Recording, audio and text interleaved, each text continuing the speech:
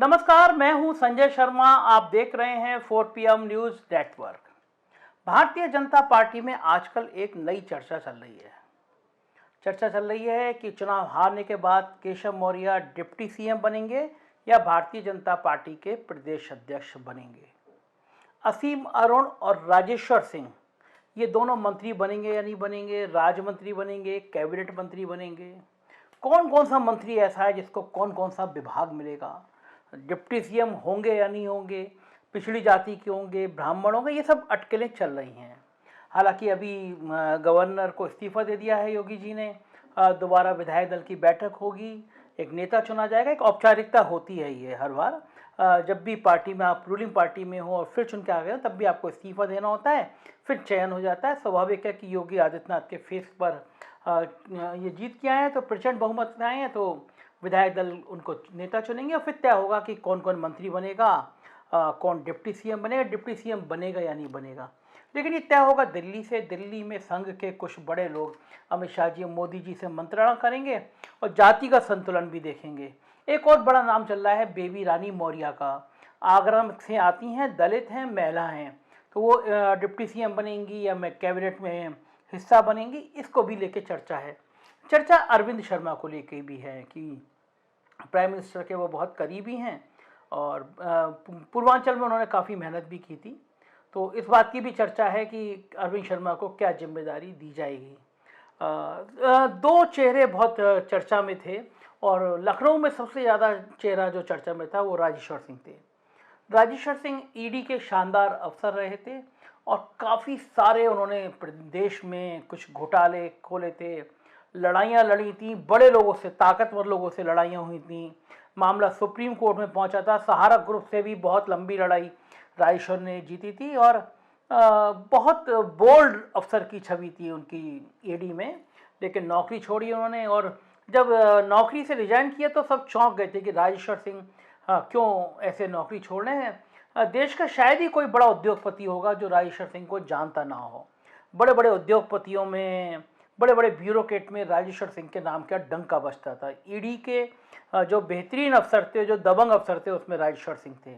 जब नौकरी छोड़ी, चुनाव लड़ने के लिए एकदम मन बनाया तो लोग हैरान हो गए।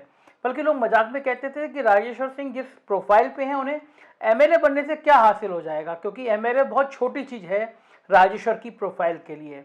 लेकिन राजेश्वर के मन में राजनीति में आने का कुछ कीड़ा जो होता है ना, कीड़ा वो कुलबुला रहा था। नौकरी छोड़ी, बहुत लेट वीआरएस स्वीकृत हुआ और सिर्फ 20 दिन पहले उनसे कहा गया कि आपको सरोजनी नगर लड़ना है। तब ये माना जा रहा था कि राजेश्वर के लिए बहुत टफ फाइट हो जाएगी। समाजवादी पार्टी ने अभिषेक मिश्रा को दे दिया। कांग्रेस से एक ठाकुर प्रत्याशी था, तो लग रहा था कि ठाकुर मतों का विभाजन हो जाएगा और हर हालत में अभिषेक मिश्रा जीत जाएंगे। तो क्योंकि नया चेहरा था और ये लगा कि राजेश्वर इतने कम टाइम में कैसे कॉन्टेक्ट कर पाएंगे। लेकिन 20 दिनों में राजेश्वर ने इतिहास रचा। 20 दिन में मेरे ख्याल से दिन रात वाली जो मेहनत होती है वो की और कॉन्टैक्ट बहुत अच्छे हैं। दिल्ली के पत्रकार तक राजेश्वर को चुनाव लड़ाने आए थे, क्योंकि व्यक्तिगत राजेश्वर रिश्ते बहुत अच्छा रखते हैं।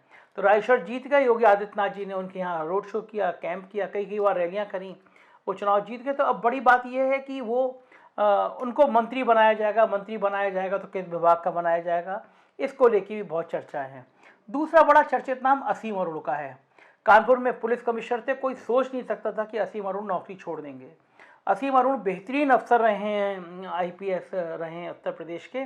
उनके पिता भी डीजीपी रहे हैं उत्तर प्रदेश के। 112 वाली योजना जो थी कोरोना काल में, उसकी बहुत तारीफ हुई असीम अरुण के काम की और उनके काम की वजह से उनको कानपुर भेजा गया। एक दिन अचानक उन मैसेज आता है कि मैं नौकरी छोड़ रहा हूँ, पार्टी ज्वाइन करूँगा बीजेपी। सब हैरान रह गए। और जब कन्नौज गए थे असीम अरुण, तो कन्नौज का भी चुनाव बहुत फंसा हुआ था। असीम अरुण का जीतना भी मुश्किल लग रहा था, इतना कम टाइम था। लेकिन असीम अरुण जीते और आज उन्होंने बहुत अच्छा प्रदर्शन किया। जिनसे वो चुनाव लड़े थे, जो जिनसे जीते थे, उन प्रत्याशी के घर गए और फिर ट्वीट किया कि मैं अपने बड़े भाई के घर आया हूँ, हम लोग मिल के काम करेंगे। ये एक पॉलिटिक्स की अच्छी परंपरा है। और मैं तो ये कहना चाहूँगा जो फील्ड के जो कार्यकर्ता हैं उनके लिए भी ये मैं कहना चाहूँगा कि जो बड़े नेता होते हैं वो सब आपस में मिलते जुलते रहते हैं, कोई झगड़ा नहीं होता इनके आपस में बीच में। प्रधानमंत्री जी भी विपक्ष के नेताओं से मिलते हैं, विपक्ष के नेता प्रधानमंत्री जी से मिलते हैं। तो आप लोगों को भी चुनाव बीत गया, जिसको जीतना था वो जीत गया, जिसको हारना था वो हार गया। तो कम से कम इस लड़ाई को ख़त्म कर देना चाहिए आपको। मतलब मैं देख रहा हूँ कई जगह से आज भी खबरें आई कि गांव में दो पक्ष भिड़ गए। पश्चिमी उत्तर प्रदेश से एक जगह से खबर आई कि दो पार्टी के नेता लड़ गए। मैं फिर कह रहा हूँ कि बड़े नेताओं के बीच में कोई तनाव नहीं होगा। बड़े नेताओं बिल्कुल आराम से सहज भाव से एक दूसरे से मिलेंगे। तो आप अपनी ज़िंदगी क्यों कुर्बान कर रहे हैं? सालों से जो रिश्ते जमे हैं, चाहे बीजेपी आ जाए, चाहे सपा आए, कांग्रेस आए, बसपा आए, तो अपने रिश्तों को ख़राब मत करिए। बहुत बड़ी पूंजी होते हैं रिश्ते, और राजनेता किसी के नहीं होते। दिमाग में भाव रखिए आप उनका। आप उनके लिए बस केवल एक औजार हैं, वोट डालने की मशीन है। तो इन नेताओं के चक्कर में संबंध खराब मत करिए। तो मैं आप बात कर रहा था कि मिनिस्टर्स में अब बड़ी सवाल जो राजनीतिक पॉलिटिकल पार्टी बीजेपी में चर्चा का विषय था वो ये था कि केशव मौर्य का क्या होगा। दरअसल केशव मौर्य को कोई सोच नहीं सकता था कि सिराथू से वो चुनाव हार जाएंगे। अब केशव मौर्य पार्टी के संगठन के लिए एक लोकप्रिय चेहरा है। पार्टी में उन्होंने पिछड़ी जाति का भी बड़ा चेहरा है। दिल्ली उनको पसंद करता है, मतलब मोदी जी, शाह जी उनको पसंद करते हैं। प्राइम मिनिस्टर ने उनको बुला के चाय पिलाई थी, फोटो डाले थे। तो उनके चुनाव हारने से एक बहुत बड़ा सेटबैक लगा है पार्टी को। तो अब ये बात चल रही है पार्टी के अंदर, इस बात की चर्चा चल रही है कि केशव मौर्य चूँकि एमएलसी तो हैं ही हैं, तो उनको डिप्टी सीएम बनाया जाए या पार्टी का प्रदेश अध्यक्ष बना के स्वतंत्र देव को डिप्टी सीएम बना दिया जाए। और मोटा मोटा 2024 को दिमाग में रख के पार्टी अब इस बार मंत्रिमंडल का गठन करेगी। पिछड़ों को, दलितों को तवज्जो देगी, ब्राह्मणों को भी अपने एकजुट रखेगी, क्योंकि तमाम नाराजगी थी कही जा रही थी ब्राह्मणों की, लेकिन ब्राह्मणों का वोट पूरा बीजेपी को गया। तो ब्राह्मणों में भी चेहरा जो है वो लक्ष्मीकांत वाजपेयी, दिनेश शर्मा, ब्रजेश पाठक, इन तीन चेहरों की चर्चा चल रही है कि इन तीन में कौन बनेगा।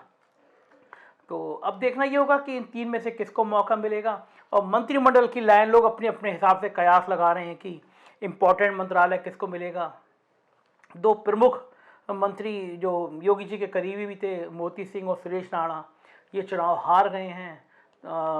तो अब मंत्रिमंडल के विस्तारे में जो पीडब्ल्यूडी है, हेल्थ है, जल शक्ति मंत्रालय है, वो ये तीन चार, सिंचाई है, तो सबकी निगाह ये हेल्थ में वही रहेंगे, चेंज होंगे। इसको लेकर दिन भर बीजेपी के खेमे में, बीजेपी के नेताओं में चर्चा चल रही है। कुछ नेता संघ दफ्तर में भी जा रहे हैं, संघ से परिक्रमा कर रहे हैं, परिक्रमा की संघ कोई सिफारिश कर दे। ये मंत्रिमंडल 2024 की झलक देगा। तो इस पर बड़ा रिसर्च वर्क चल रहा है कि किस नेता को कितनी तवज्जो देनी है। और एक चर्चा ये भी चल रही है कि शपथ ग्रहण कब होगा, मतलब अगली सरकार के रूप में होली से पहले होगा या होली के बाद होगा। ये सब चीज़ें पॉलिटिकल पर गलियारे में बीजेपी में आज बड़ा हुजूम रहा, पार्टी दफ्तर बहुत भरा भरा रहा।